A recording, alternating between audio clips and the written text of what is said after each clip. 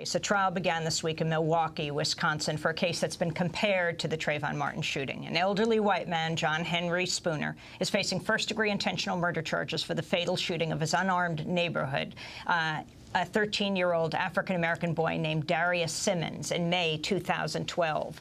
According to the criminal complaint, Spooner confronted Darius Simmons of stealing from his home. When Simmons denied it, Spooner shot him. The boy's mother witnessed her son's murder. Darius Simmons' aunt, Betty McQuiston, spoke at a vigil after the shooting.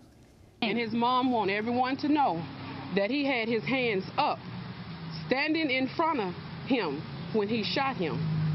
And then he turned to run, and he shot him again in his back. After witnessing her son's murder, Darius Simmons' mother, Patricia Larry, was reportedly forced to remain in a police car for more than an hour instead of being allowed to be with her son's body.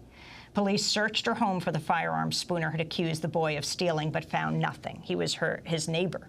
They also arrested another of her sons on a year-old truancy violation. On Monday, at least one potential juror for the Spooner case was not chosen after he expressed anger over the Zimmerman verdict. Of the 14 jurors selected Monday, only one is African-American.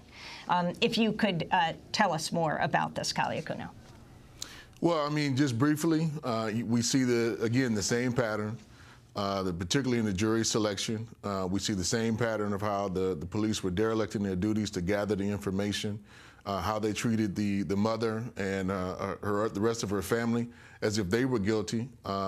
We see the same pattern, and it speaks to the mindset of criminalizing blackness, of criminalizing black people, that Michelle Alexander was breaking down to you, that we see a systematic throughout this country, and that really we have to get at the heart of and have a much deeper conversation. And I think the mass movement which is taking place in response is an opening shot to have that conversation, to really talk about race in a more substantive way, and to basically, I think, deal with the policies that we need to transform, the stop and frisk, the war on drugs, because that's ultimately what we're talking about and what has to take place in this country.